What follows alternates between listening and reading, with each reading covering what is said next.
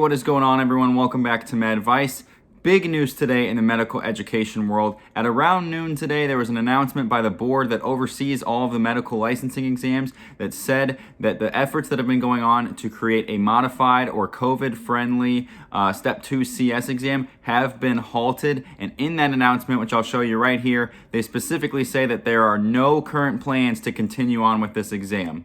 For just a little bit of background, this is another one of those licensing exams that's required for all medical students to eventually pass in order to get their medical license. This one's a little bit different because the first two, USMLE Step 1 and 2, CK, are both kind of paper exams that you do really on the computer, but they're all multiple choice exams. This one, CS or clinical skills, is one that is usually done in person where you are working with standardized patients to, show proficiency in your exam skills, your physical exam skills, your history taking skills, and your ability to communicate with a patient. Now, obviously, in the era that we're in right now with the pandemic, having a lot of people in one area in order to administer the exam and have students work with standardized patients simply wasn't possible. So they were working on efforts to try to either make it virtual or have some sort of other entity that would allow them to administer the exam. And there was a lot of pushback from the medical education community because a huge part of this exam is that clinical portion where you're showing them your physical exam skills. So by doing it virtually or another modality, you're essentially eliminating that whole portion of the test, which makes up a big part of the grading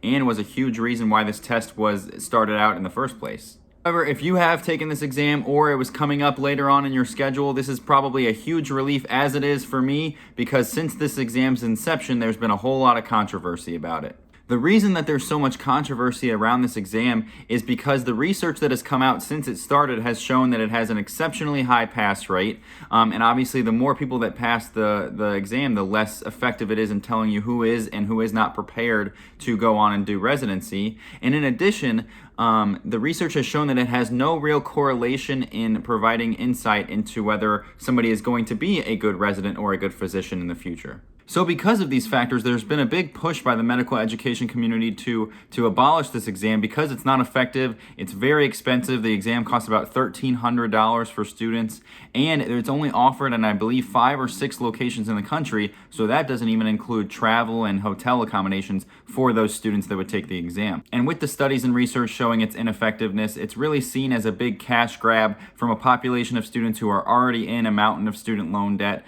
So personally, I'm very excited about this. I'm not going to have to take this exam. I have had several similar exams in my medical school curriculum that have made me test my knowledge on history taking and physical exam skills in the past, though. Now, I certainly do believe that it's very important that all physicians who are getting ready to graduate medical school have the ability to perform a proper history and do a proper physical exam, but it seems like based on the research and the studies that came out about USMLE Step 2 CS that this exam was just not the best way of testing that.